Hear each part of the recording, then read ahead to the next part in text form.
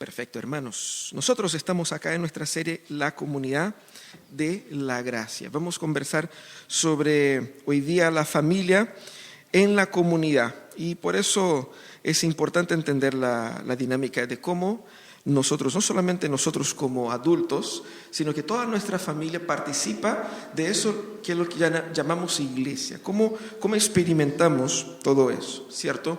Así que por ello vamos nosotros a orar también por nosotros para que Dios bendiga nuestra reflexión de este instante. Señor, tu palabra se abrirá delante de nosotros para meditar en ella. Te pedimos que tu gracia nos permita entender, que tu gracia nos permita aprender, crecer, pero sobre todo, Señor, que tú nos desafíes a hacer lo que quieres que seamos. Ayúdanos, Señor, a corregir, a ajustar, a poner todo en tus manos para tu gloria. En nombre de Jesús. Amén y amén. Perfecto. ¿Cuál es el lugar de la familia en la iglesia? ¿Cuál es el lugar de la familia en la iglesia? Para muchas personas, la experiencia eclesiástica de ir o frecuentar una iglesia es una experiencia meramente individual. Aunque uno pueda ir con la familia, es casi como llevo a mi familia porque no los puedo dejar solo en la casa. Porque quizás si él pudiera los dejaría, ¿no? Porque es como algo muy de uno, así como que muy de adulto. La iglesia como algo muy adulto-céntrico todavía. E incluso cuando no son hijos chicos, ¿cierto? Uno termina muchas veces teniendo una experiencia con la iglesia sumamente en lo que es para mí, ¿cierto? Haciendo solo un paréntesis, ¿quedan todavía de las notas, de los bosquejitos para tomar notas? ¿Sí? Si usted quiere tomar notas de lo que vamos conversando, voy a pedir a que los chiquillos nos ayuden a distribuir. Quedan algunos nomás, ¿no es cierto? No son muchos. Si usted quiere tomar notas del mensaje, tenemos ahí un ¿cómo se dice? Un template, así como un formulario que usted puede utilizar como guía para ir tomando notas en la medida en que vamos conversando acá, ¿cierto? Para muchos la experiencia de la iglesia es eso, es experiencia individual. Y como que la familia es una cosa, la dinámica, la experiencia de la iglesia es como otra cosa, como en carriles separados. De hecho, muchos conocen un modelo de iglesia totalmente individualista, adultocéntrico, basado en una experiencia íntima y personal. Es decir, yo voy a la iglesia para que esa experiencia me haga sentir bien. Y como yo me sienta, no necesariamente lo comparto con el resto de mi familia. Como que hay una separación, una disociación entre lo que sucede acá, donde ponemos nuestra mejor ropa, venimos ordenaditos, y lo que sucede en casa, porque casa es casa, familia es otra cosa. E incluso son dos ambientes tan distintos que se pelean entre sí históricamente. Tenemos que entender que eso es el pensamiento de muchas personas. Otro tiene una experiencia de iglesia que como que de cierta manera rivaliza con la familia. Porque la agenda de la iglesia es tan cargada con tantas cosas, todo día hay algo, que falta que nos digan, oye, pero llévate la cama para la iglesia también, pero eso nomás te falta, ¿cierto? Seguramente más de uno acá ha pasado por eso, de que su familia le haya dicho, ya, pues entonces cámbiate para allá, anda a vivir allá, ¿cierto? Porque son experiencias donde se rivalizan las dos cosas. Tenemos que buscar entonces una correcta relación entre la familia y la iglesia, donde haya no una división de horarios, ese horario de la iglesia, horario de la familia, sino que haya una integración, porque de hecho es así como Dios diseñó, para que haya una integración, una confluencia de propósitos donde la familia no tenga que dividirse o rivalizar con la iglesia, sino que la familia se vea potenciada por la experiencia comunitaria y la experiencia comunitaria sea una experiencia también familiar. Eso es lo que nosotros buscamos ahí. Para meditar en eso, vamos a meditar en un tema, en un texto que es un texto triste en realidad, pero que trae una exhortación muy importante y muy relevante para nuestros días. Es un texto que está en el libro de Jueces, el capítulo 2, de los versículos 6 al 19. Dice: cuando Josué despidió al pueblo, los israelitas se fueron a tomar posesión de la tierra, cada uno a su propio territorio. El pueblo sirvió al Señor mientras vivieron Josué y los ancianos que le sobrevivieron, los cuales habían visto todas las grandes obras que el Señor había hecho por Israel. Josué, hijo de Nun, siervo del Señor, murió a la edad de 110 años y lo sepultaron en Timnat Jeres, tierra de su heredad, en la región montañosa de Efraín, al norte del monte Gaas. También murió toda aquella generación y surgió otra que no conocía al Señor ni sabía lo que Él había hecho por Israel. Esos israelitas hicieron lo que ofende al Señor y adoraron a los ídolos de Baal. Abandonaron al Señor, Dios de sus padres, que los había sacado de Egipto, y siguieron a otros dioses, dioses de los pueblos que los rodeaban, y los adoraron, provocando así la ira del Señor. Abandonaron al Señor adorando a Baal y a las imágenes de Astarte. Entonces el Señor se enfureció contra los israelitas y los entregó en manos de los invasores que los saquearon. Los vendió a sus enemigos que tenían a su alrededor, a los que ya no pudieron hacerles frente. Cada vez que los israelitas salían a combatir, la mano del Señor estaba en contra de ellos para su mal, tal como el Señor se le había dicho y jurado. Así llegaron a verse muy angustiados. Entonces el Señor hizo surgir caudillos que los libraron del poder de esos invasores. Pero tampoco escucharon a esos caudillos, sino que se prostituyeron al entregarse a otros dioses y a adorarlos. Muy pronto se apartaron del camino que habían seguido sus antepasados, el camino de obediencia a los mandamientos del Señor. Cada vez que el Señor levantaba entre ellos un caudillo, estaba con él. Mientras ese caudillo vivía, los libraba del poder de sus enemigos, porque el Señor se compadecía de ellos al oírlos gemir por causa de quienes los oprimían y afligían. Pero cuando el caudillo moría, ellos volvían a corromperse aún más que sus antepasados, pues se iban tras otros dioses a los que servían y adoraban. De este modo se negaban a abandonar sus malvadas costumbres y su obstinada conducta. Nosotros, cuando vemos ese relato, nos preguntamos, ¿qué pasa con esa gente? ¿Qué pasa con esa gente? ¿Cómo puede una generación heredera de cosas tan grandes como el mar abriéndose y caminando entre el medio, ver el Señor haciendo milagros durante muchísimos años? Esa generación, ese pueblo que era esclavo y que ya no es más esclavo, que ahora tiene tierra, ¿cómo puede que ellos simplemente hayan ido en pos de aquellos dioses que no pudieron proteger a las naciones que ellos derrotaron?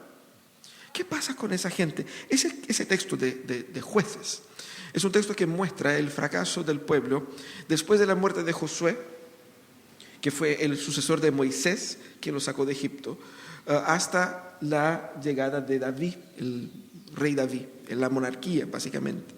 Entonces el primer capítulo es el capítulo 2. El primer capítulo cuenta la historia de cómo ellos fracasaron en obedecer a Dios. Dios dijo, entren en esa tierra y tomen posesión de todo. ¿Qué hicieron ellos? No tomaron posesión de todo, tomaron posesión de algunas partes nomás, porque era mucho atado, así que no hay problema de que nuestros vecinos estén acá con nosotros. El Señor dijo, si ustedes no toman posesión de todos, ellos van a influenciar a ustedes a abandonar al Señor. Y ellos dijeron, no están así, ¿para qué ser tan duro? ¿Cierto?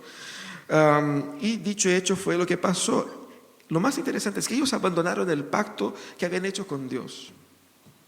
No un pacto hecho a miles de años atrás, ni a cientos de años atrás, porque sí fue hecho bastante tiempo antes, pero fue revisado y reformado. Incluso antes, cuando Josué vivía, el pueblo dijo, no, nosotros seguiremos al Señor, sí o sí, cuenta con eso. No vamos a seguir esos dioses. Josué dijo, ustedes van a seguir esos dioses. Y dijeron, no vamos. Nosotros juramos acá que no vamos en pos de ellos. El texto del capítulo 1 y 2 llega a ser irónico de tan absurda que es el fracaso de ellos. Porque relata de forma resumida lo que pasó en muchos años, pero muestra eso, cómo ellos fracasaron ahí. La pregunta que ustedes deben estar haciendo ya, el pastor partió hablando de familia y ahora estamos viendo esa triste historia del pueblo de Israel? ¿Qué tiene que ver? Primero, porque quizás alguien se debe preguntar, ¿había iglesia en el Antiguo Testamento? ¿O iglesia será un invento del Nuevo? Claramente estamos hablando aquí del pueblo de Dios. La iglesia también es el pueblo de Dios. Podemos decir que de cierta manera la nación de Israel era el pueblo de Dios. Y ese pueblo tenía una relación con Dios por medio de un pacto. ¿Cuál nosotros? ¿Cierto? Podemos decir que la nación de Israel funcionaba como iglesia. El fracaso aquí es muy interesante porque no solamente fracasaron en seguir firmes y fieles al Señor, como nación, como pueblo, como iglesia, pero ese fue también un fracaso de las familias. Y hubo claramente efectos de ese fracaso en la vida de los hogares, porque la experiencia de religión que ellos vivían no era una imposición de los líderes. Estamos hablando de un pueblo que era un pueblo tribal, donde no había un rey humano, un líder humano. ¿Quién era el rey de Israel en ese momento? Dios. Era una teocracia. Y por lo tanto, ellos eran fieles a su rey. Literalmente lo que vemos aquí es la rebelión de su nación contra su propio monarca, contra su propio rey. Y eso obviamente nació en la forma como las familias fueron viviendo esa experiencia religiosa en el hogar y también en la esfera pública. Por eso es muy interesante ver cómo la dinámica pedagógica funcionaba aquí, ¿cierto? Primero en el hogar, luego en la tribu, luego en la nación. Y como que cada tribu como que se fue fracasando por su propia cuenta y la nación entera sufría.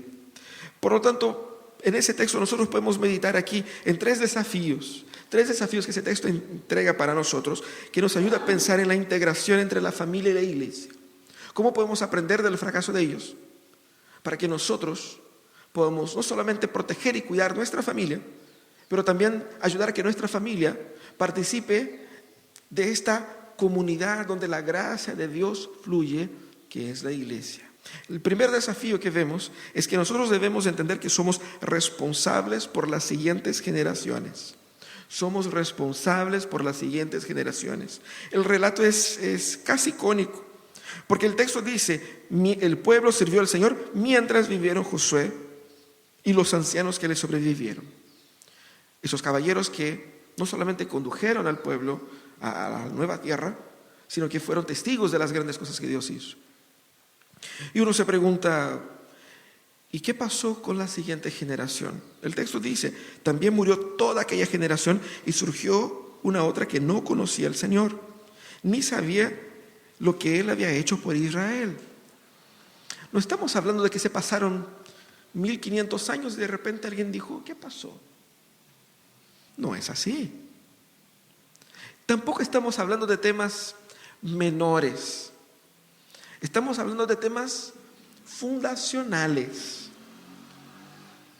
Primeramente ellos se llaman Israel. La pregunta es, ¿por qué nos llamamos Israel?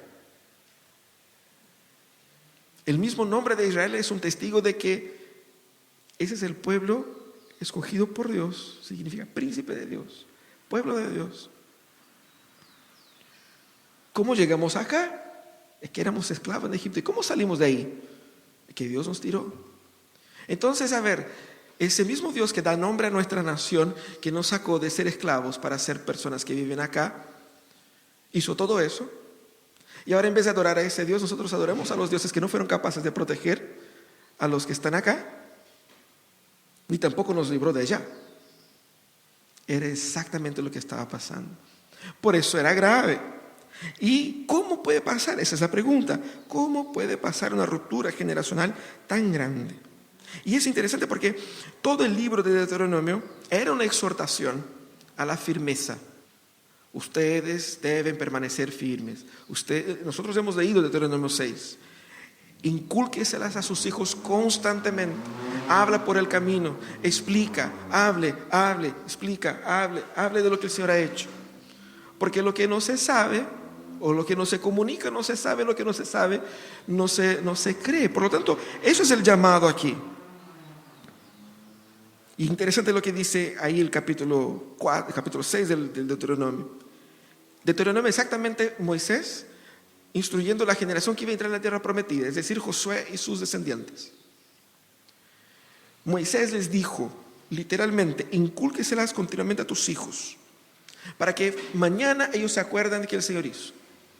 Seguramente ellos deben haber hecho con sus hijos, pero quizás sus hijos no hicieron con los suyos. Y ahí se perdió y ahí la cadena se rompió.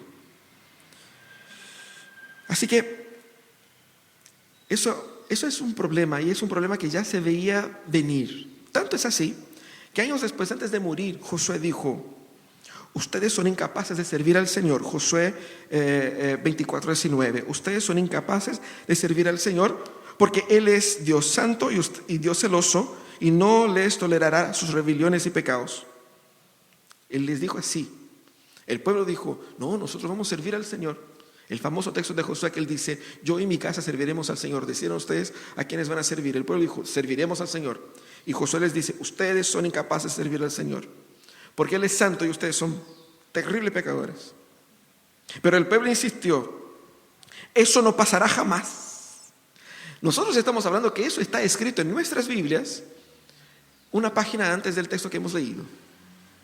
Así. El pueblo dijo: eso no pasará jamás. Nosotros solo serviremos al Señor. Y Josué les dijo una vez más: ustedes son testigos contra ustedes mismos de que ustedes han decidido servir al Señor. Sí lo somos.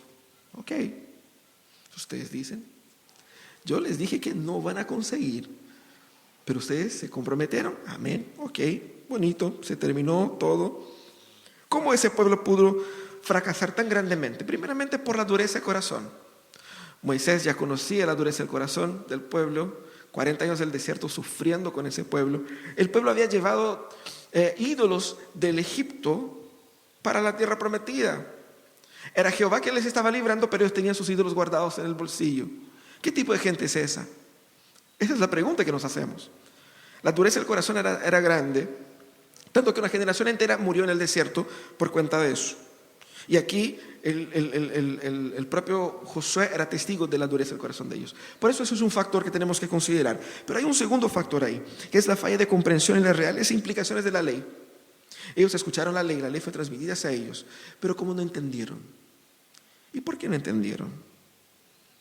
Porque no entendieron quizás lo que implicaba aplicar la ley en todos sus aspectos. Quizás hubiese sí un fracaso intelectual, ya vamos a hablar un poco más sobre eso, pero sí, seguramente fue un fracaso en la comprensión de lo que significa, ¿quién es Jehová? ¿Quién es Dios? ¿Cómo Él es? ¿Y cuál es el problema de que tenga mis ídolos acá? En la cultura politeísta, o sea, bacán Jehová, pero aquí me va a apañar con esto. Y tengo aquí como distintos salvadores, distintos dioses.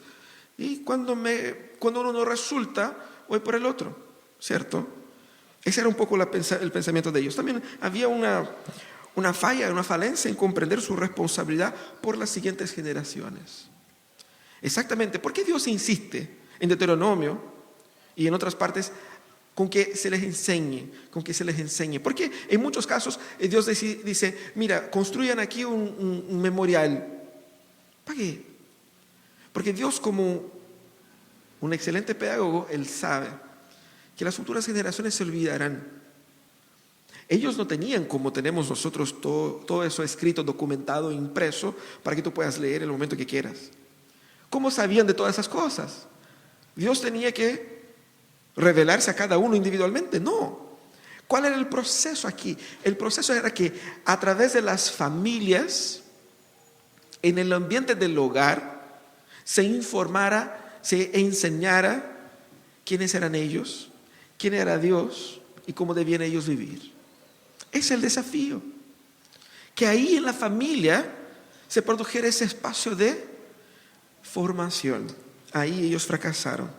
Pero seguramente nosotros podemos ver que ellos quizás no tenían la mejor práctica, pero tenían las buenas intenciones. Eso pasa también con nosotros. Ellos tenían las mejores intenciones, pero fracasaron. ¿Qué es lo que nosotros debemos entender para no fracasar como ellos? Primeramente, volver lo que dice aquí, ¿no? Entender que sí somos responsables de la siguiente generación, que yo como adulto, como ustedes que son adultos, tenemos la obligación de crecer en el conocimiento del Señor, de entender lo que significa creer en Dios, de entender las implicaciones de eso, de madurar.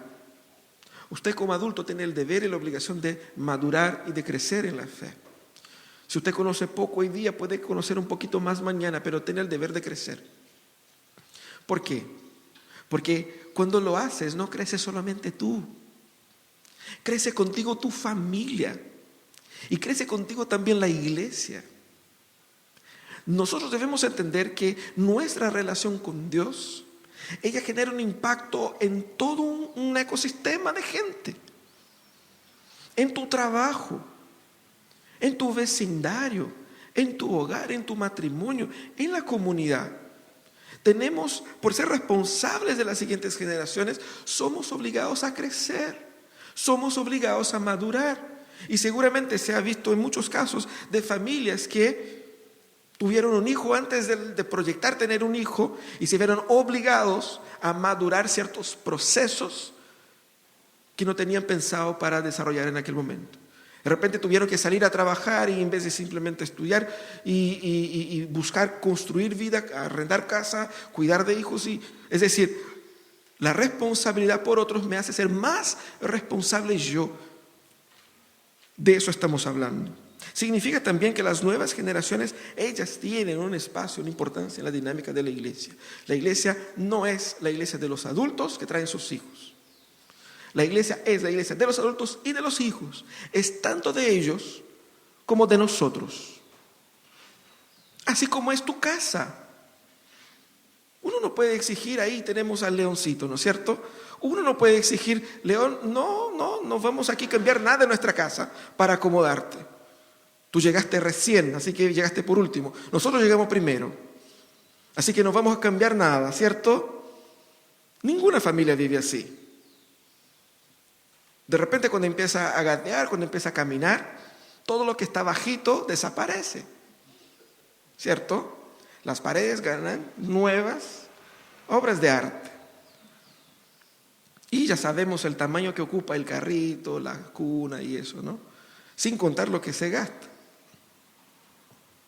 ¿Qué significa eso? Significa que ellos también son dueños de aquella casa, son participantes activos allí, también en la iglesia.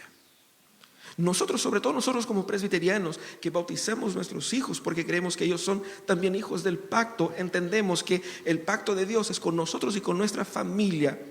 Por lo tanto, esa iglesia es tanto de ellos como mía. El traer el hijo a la iglesia no solamente es una responsabilidad como padre, pero es un deber hacia él.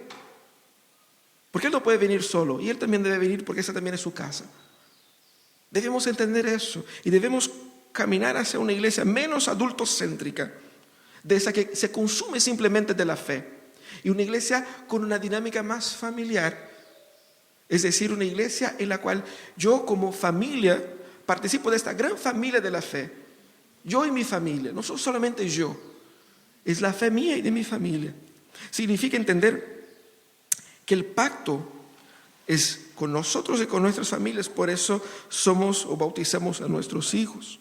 Así que la comunidad, la iglesia, está en el centro del plan de Dios para la redención, porque es el cuerpo de Cristo.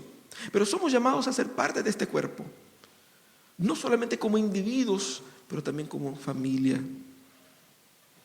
Así que el deber de cada padre es enseñar a su hijo en el Evangelio de forma individual, dando el ejemplo, guiándolo a conocer la Biblia, guiando a conocer al Señor, guiando los primeros pasos, haciendo como dice Deuteronomio, inculcando en él la palabra, el mensaje de Dios, enseñando a entender quién es Él, cómo el mundo funciona y hacia dónde vamos. El gran mensaje del Evangelio, pero también invirtiendo en las siguientes generaciones, aquellos que no son padres, que están en la comunidad de la iglesia. Significa que como iglesia, como cuerpo, debemos invertir en plata, invertir en recursos, invertir en ceder para que se sientan aceptados y adaptados a la comunidad de la fe. Entender que la iglesia es para ellos, tanto para ellos como para nosotros, pero más, entender que si nosotros somos fieles al Señor en eso, ellos conocerán al Señor de una manera mucho mejor que nosotros hemos conocido. Somos responsables, sí, de las siguientes generaciones. La segunda cosa que debemos entender en ese texto es el peligro de la cultura secular. el peligro de no entender qué es lo que está pasando en el mundo y cómo el Evangelio se contrapone a la forma de pensar opuesta a lo que enseñan en las Escrituras. Porque cuando vamos aquí a lo que pasó con esos israelitas, ¿qué hicieron ellos? Ellos hicieron lo que ofende al Señor y adoraron a los ídolos de Baal. Abandonaron al Señor, Dios de sus padres, que los había sacado de Egipto, y siguieron a otros dioses, dioses de los pueblos que los rodeaban. ¿Cómo cayeron ellos? ¿Cómo pudieron adorar a estos dioses de las naciones que no fueron capaces de salvarles? Ellos claramente pecaron cambiando al Dios que los sacó de Egipto por dioses que eran dioses de distintas culturas, que ni siquiera compartían de su misma historia. Había algunos problemas aquí. Primeramente, había una clara cosmovisión diferente. Esos israelitas, ellos, uno imagina que todos eran así como Moisés, que entendían claramente quién era Dios. Pero ellos, por más que fueran así como el pueblo del pacto, no entendían tan bien qué significaba que Dios era el único Dios. Dios dijo, yo soy el único Dios. Y ellos dijeron, amén. Pero ¿y Baal? Baal también es otro Dios, ¿no? Así como que muchos entendían así como Dios es el único Dios. Pero Baal, que es un Dios de las naciones vecinas, también está ahí, porque mucha gente lo adora. Y ellos estaban en una cultura netamente politeísta. ¿Qué significa eso? Que existían una cantidad de dioses. Esos dioses no eran para nada morales. Esos dioses tenían ahí distintas atribuciones, poderes, habilidades, y esos dioses eran chantajeados, eran regaloneados, eran tratados así como que si tú me ofreces el sacrificio así, yo te hago tal cosa. Esa era un poco la idea. Y ellos tenían eso muy profundamente marcado en sus mentes. Por eso no lograban abandonar la idolatría. ¿Por qué? Porque la cultura, la cosmovisión dominante dominaba su forma de ver el mundo. Ese era un problema. Entonces, tenemos que entender eso. El cristianismo es no solamente una religión más que yo puedo asumir o no asumir a la par del budismo, del hinduismo, del islamismo, del ateísmo. No. Ella parte de una comprensión totalmente diferente de lo que es el mundo. Y la relación con Dios no puede funcionar de la misma manera como uno se relacionaría con cualquier otra divinidad de cualquier otra religión. Es un cambio profundo de paradigma y ellos no estaban tan preparados para eso, ¿cierto? También nosotros sabemos que ellos no conocían tan bien la ley. Había una ignorancia con relación a la ley, producto del fracaso de los sacerdotes, y eso culminó en el fracaso de ese grupo. Los sacerdotes, cuando llegó ahí, y eso vemos en el caso de la historia de Samuel, que cuando llega ese momento, Elí, el profeta, el sacerdote tenían hijos, pero impíos. Los hijos de Elí eran lo peor de lo peor.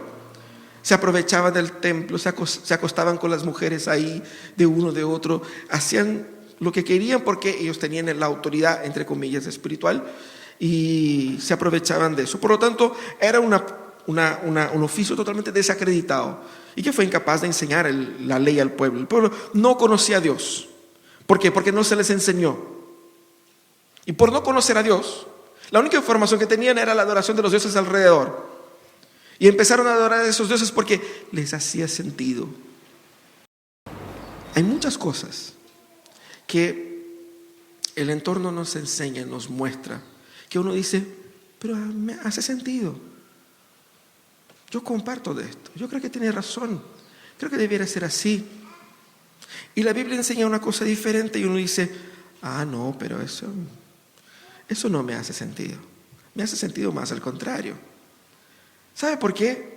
Porque quizás nuestra cosmovisión todavía es una cosmovisión no bíblica.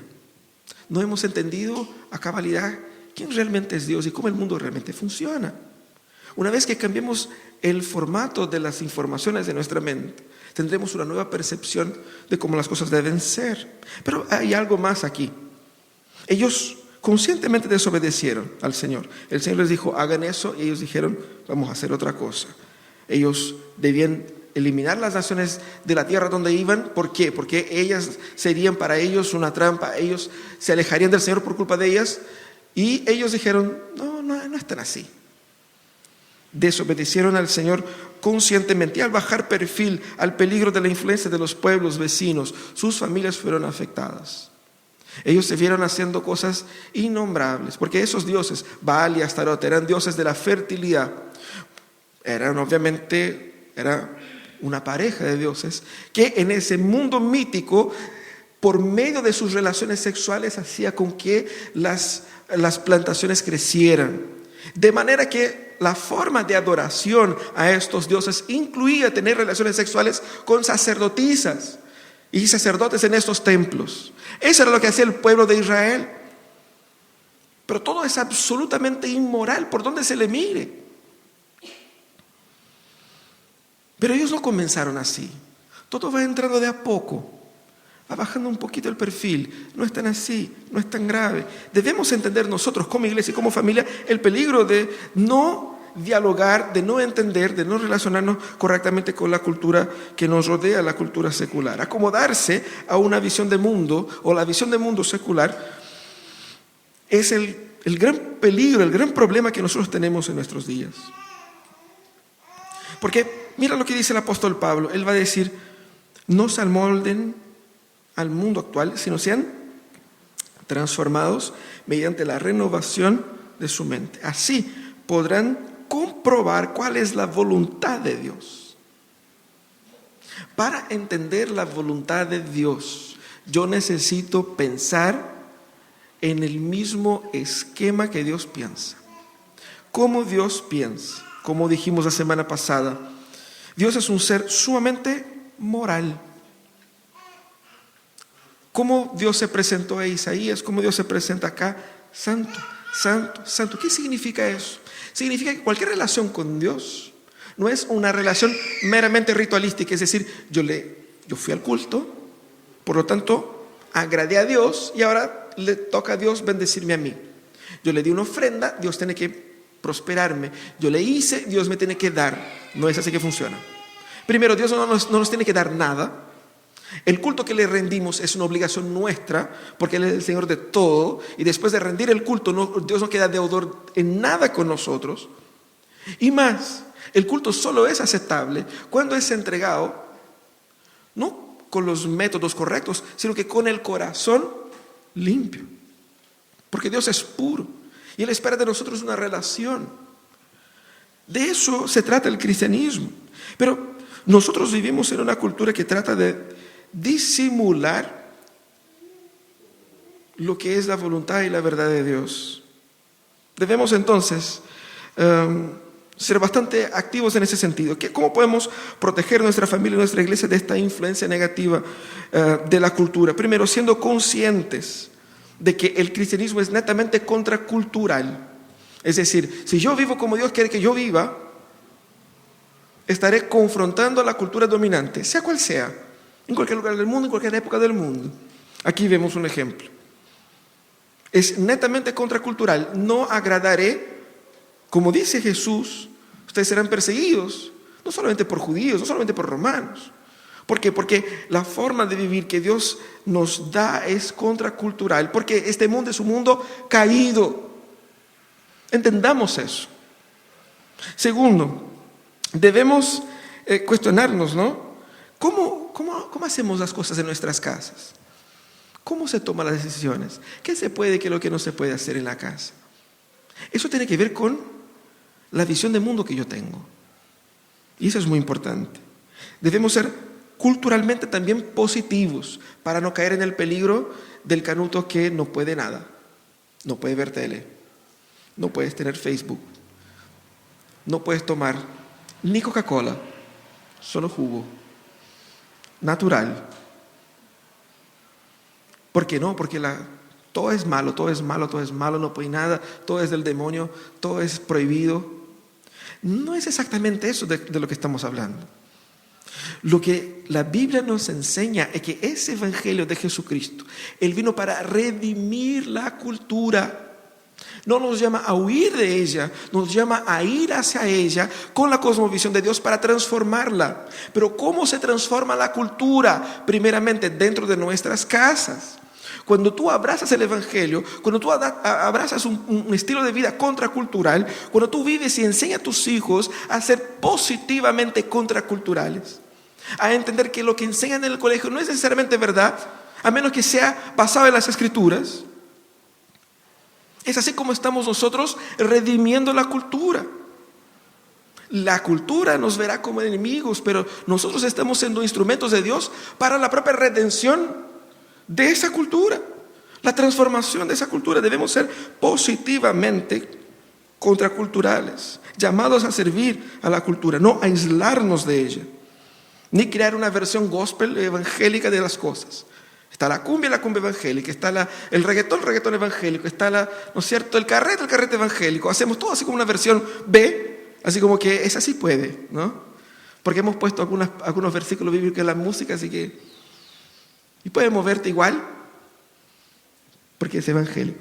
No es así que funciona. Eso no es redimir la cultura, eso es huir de la cultura. Eso es dejarse simplemente influenciar sin reflexionar. Es reflexionar sobre la cultura. Es tener en claro en su casa qué se ve y qué no se ve. ¿Por qué? En la tele, digo, ¿no? ¿Qué domina? ¿Qué influencias dominan ustedes? ¿Cómo se habla de los temas de la sexualidad, de política? ¿Cómo se proyecta el futuro? ¿Cómo se manejan las cosas? Eso es como la contracultura nace de la casa y llega a la iglesia también. Nosotros estamos siendo desafiados a ser sumergidos en la verdad. En la medida que nos enteremos más y más y crecemos en el conocimiento del Señor, más podemos nosotros servir a la cultura en la cual estamos. Pero por fin, nosotros debemos aprender a confiar en la gracia de Dios. Porque cuando vemos el final de la historia, no es el final, pero más adelante, dice que, ¿qué es lo que pasó ahí? Los israelitas sufrieron y clamaron al Señor. Ellos clamaron al Señor pidiendo al Señor misericordia. ¿Por qué? Porque sus enemigos estaban atacando de forma brutal. Ellos fueron dominados de forma bastante dura por distintas naciones alrededor.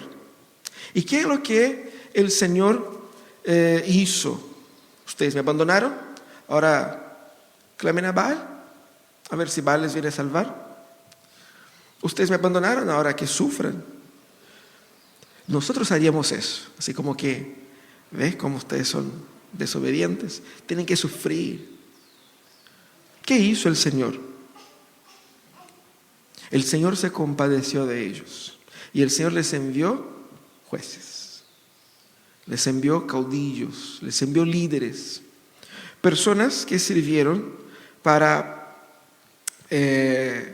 guiar al pueblo, una, en la victoria contra sus enemigos y dos, en la restauración con la relación con Dios. ¿Cierto?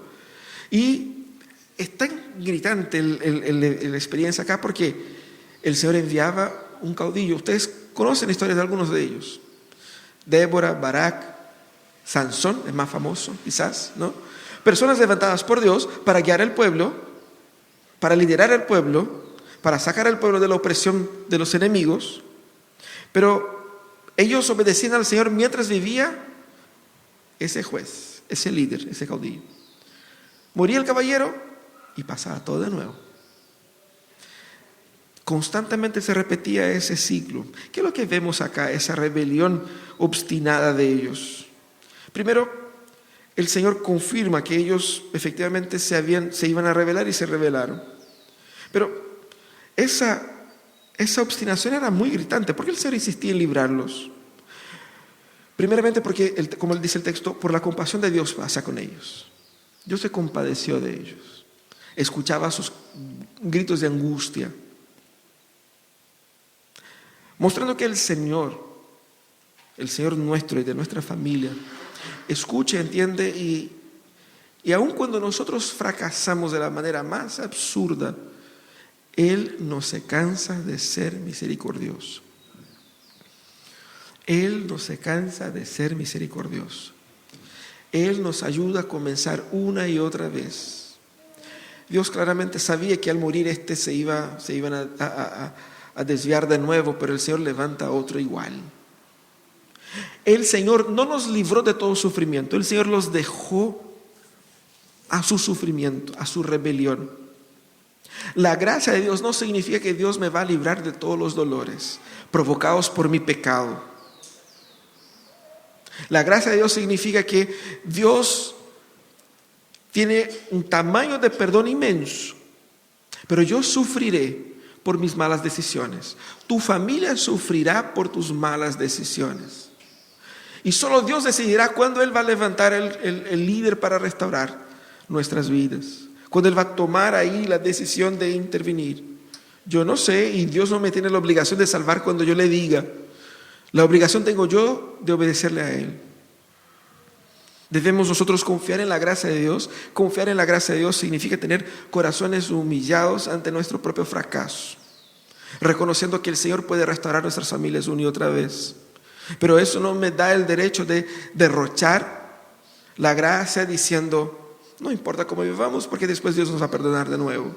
¿Por qué? Porque como vemos en el texto, el Señor se puso en contra de ellos. Fuerte, ¿no? Fuerte. Muchas veces para transformar nuestras vidas el Señor se levanta contra nosotros. Frustra nuestros planes y nos permite que suframos dolores terribles. Porque Dios no está en el negocio de complacernos, sino que en el de redimirnos. Debemos nosotros entonces tener el corazón consciente de nuestra miseria para entender cuán grande es esa gracia. Pero hay algo interesante acá. Dios siguió salvándoles a ellos porque hay un plan más grande que la vida individual de cada uno. El plan de redención pasaba por eso, involucraba todo eso. Así que ellos fueron llamados no solamente a ser fieles porque eran una responsabilidad ante Dios, pero la responsabilidad con las siguientes generaciones alcanza a nosotros también. ¿Sabe por qué Dios perdonó y restauró a esas personas? O al menos las libró de las opresiones que sufrían, para que tú y yo fuéramos salvos por medio de Cristo Jesús. Tu historia, mi historia, nuestra historia no termina en mí, en tu familia, ni en esa iglesia. No estamos plantando una iglesia acá simplemente para que nosotros nos sintamos cómodos. Dios está escribiendo una historia que yo no sé cuál, pero es más grande que uno y va a alcanzar personas más allá.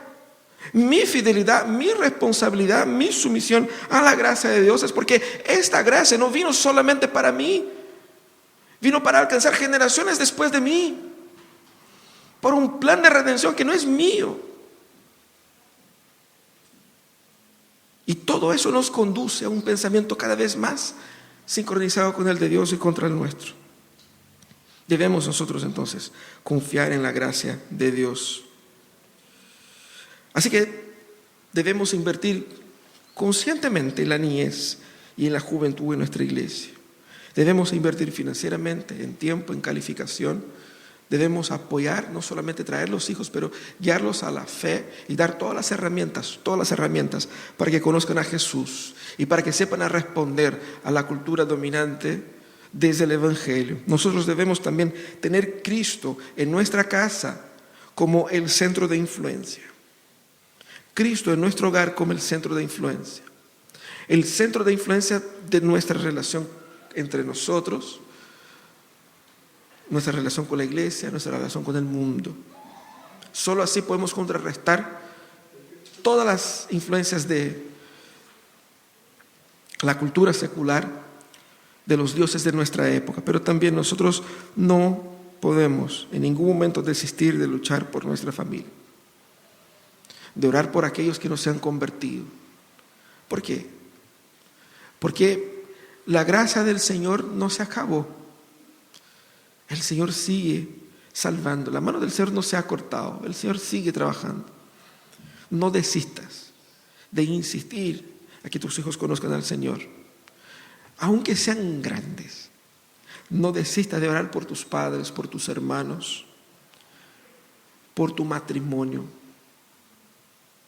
No desistas de luchar por tu familia. Vamos a orar.